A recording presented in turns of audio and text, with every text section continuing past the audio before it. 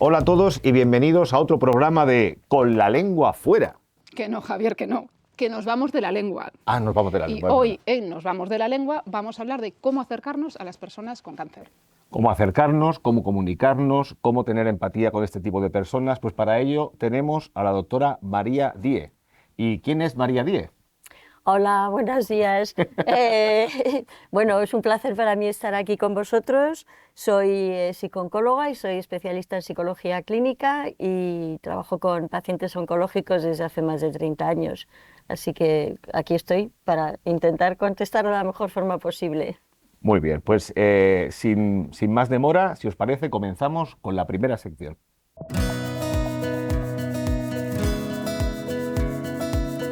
María, bienvenida. Y bueno, esta sección es mitos y anécdotas, entonces queremos que nos cuentes una situación en la que hayas vivido realmente en la consulta con algún paciente o un familiar y bueno, pues que trate sobre este tipo de anécdotas de una situación de comunicación o algo que pueda tener relación con el tema de hoy.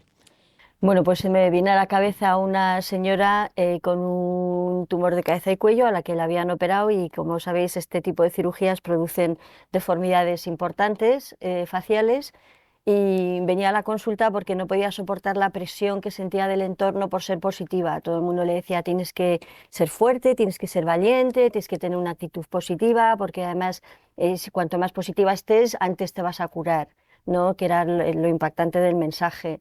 Y entonces, bueno, a mí me impresionó por dos cosas. Primero, por el desconocimiento tan profundo que esto manifiesta, ¿no? de lo que la sociedad entiende, sabe que es un cáncer y por lo que la persona pasa.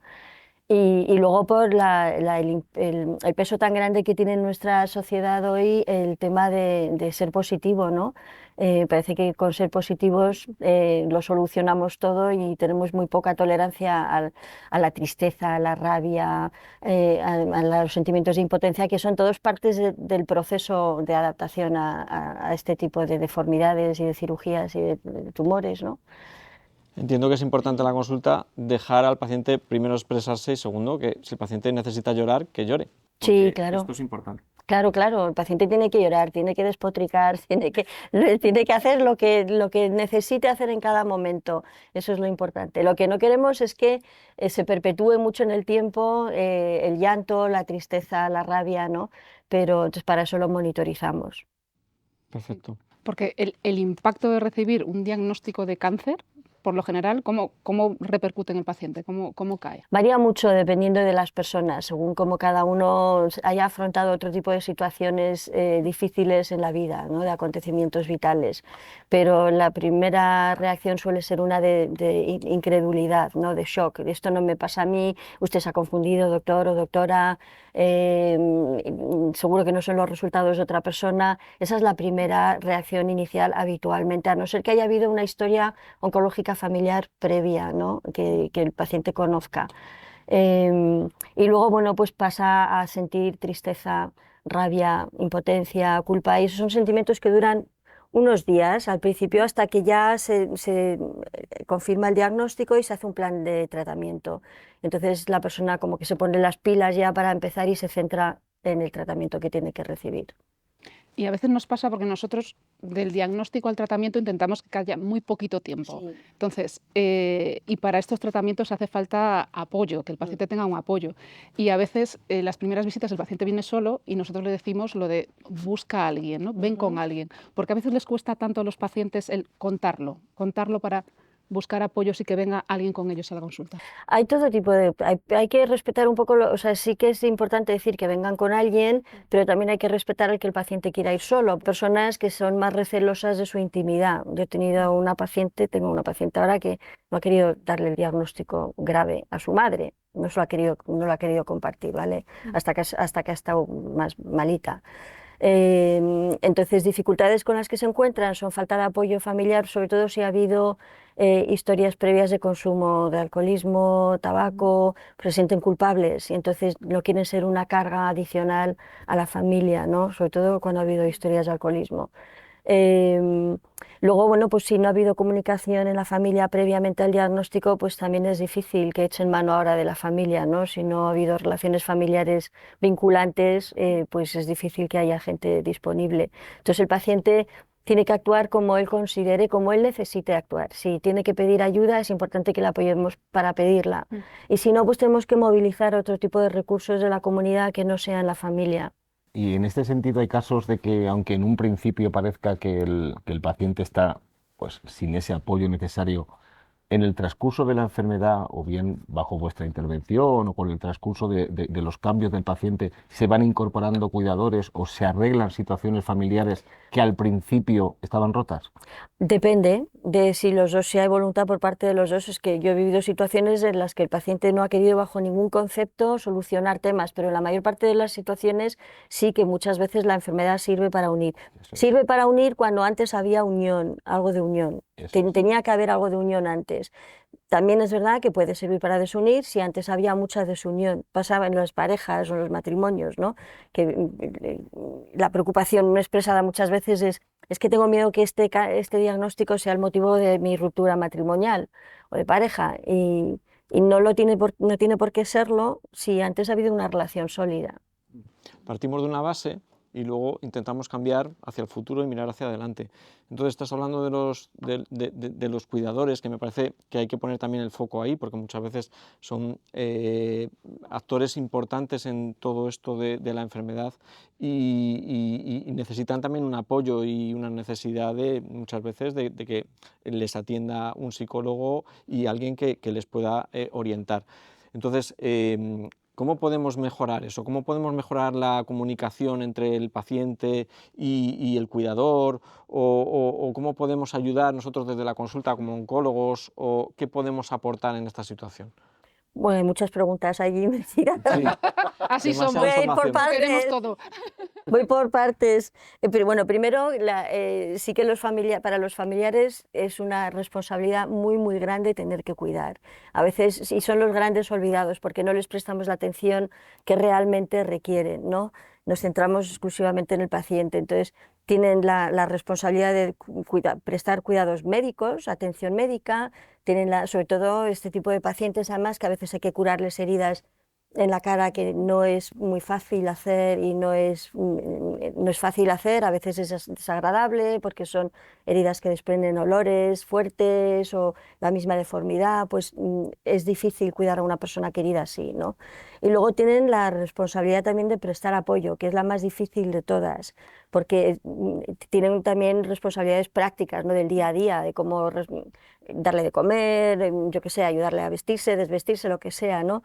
Pero la más difícil de todas es prestar apoyo emocional, porque es algo que no es tangible, es algo que es afectivo y con eso siempre tenemos más dificultad con las emociones. Entonces, primero tenemos que ser conscientes de que la familia necesita de nosotros.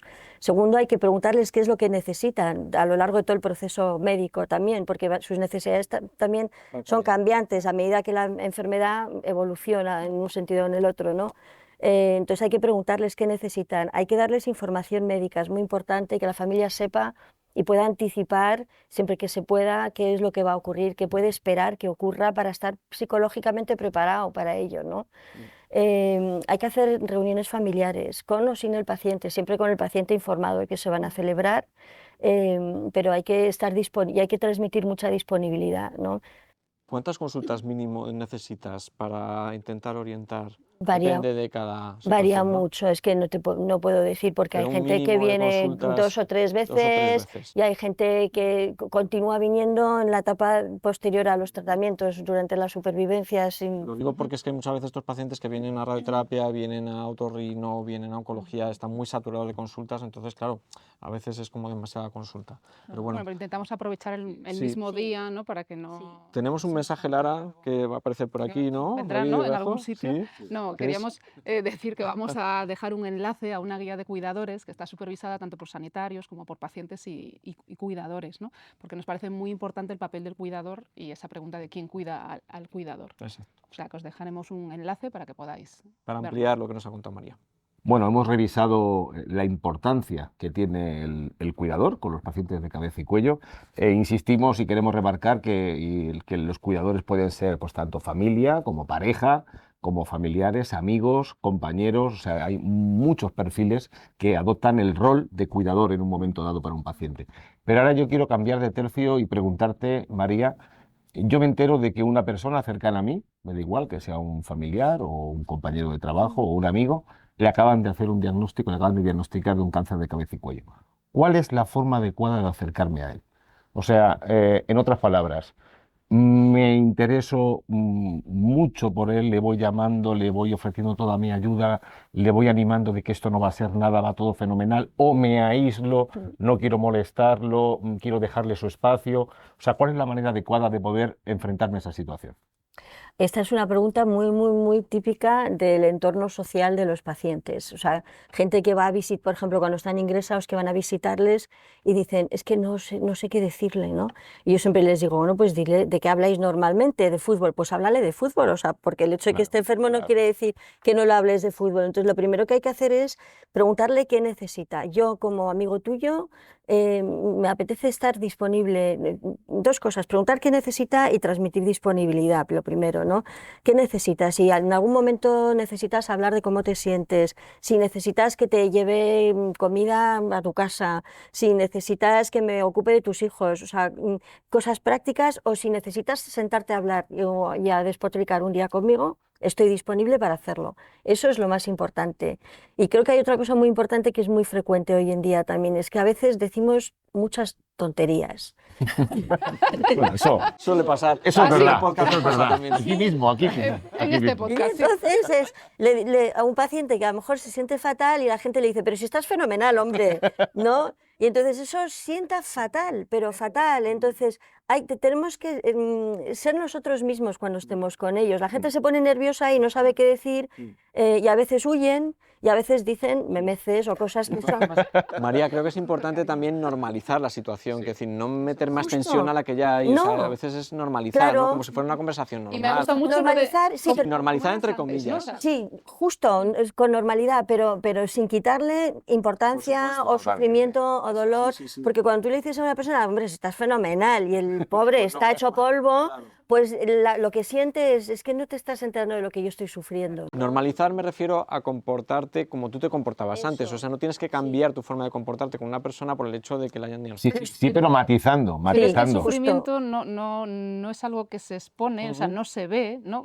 Claro. Yo creo que Pero tú lo cuentas que y lo quieres contar, que en Lara. esta sociedad tan estilo positivo, ¿no? Claro. Es difícil abordarlo ahora porque las cosas feas se tapan, Claro, no pero aparecen. a mí, María, lo que a veces me cuesta es saber respetar también, porque tú tienes que respetar también hasta dónde quiere contar y hasta dónde... Fundamental, Claro, es fundamental, por eso hay que preguntar, siempre pregunten, nunca podemos asumir. El otro día me decía una pareja, me dice, va a acabar el tratamiento y le voy a llevar una tarta a su casa para celebrar. Y le pregunté, ¿pero quiere una tarta?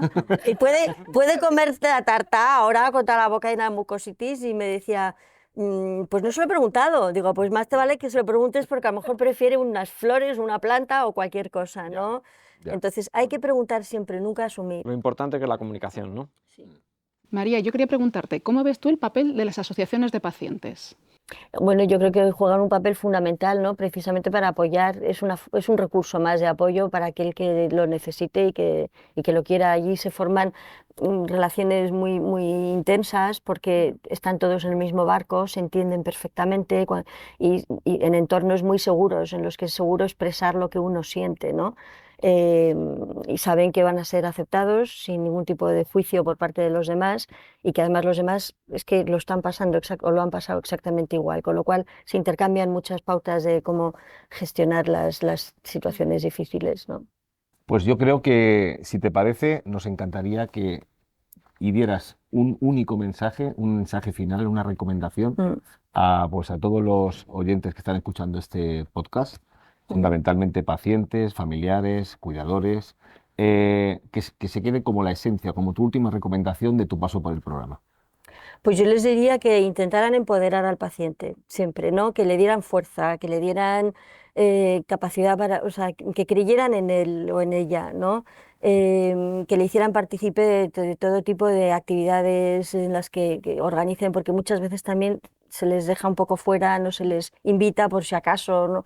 Entonces, pues que se les trate con la normalidad con la que antes se les trataba y que se les empodere, porque el cáncer es una enfermedad que reduce mucho la percepción de control que uno tiene sobre su propia vida. Entonces, darle opciones, ¿te apetece esto o esto otro? ¿Quieres que hagamos esto o esta otra cosa, ¿no? Y esa es una forma también de empoderarle. Claro que sí.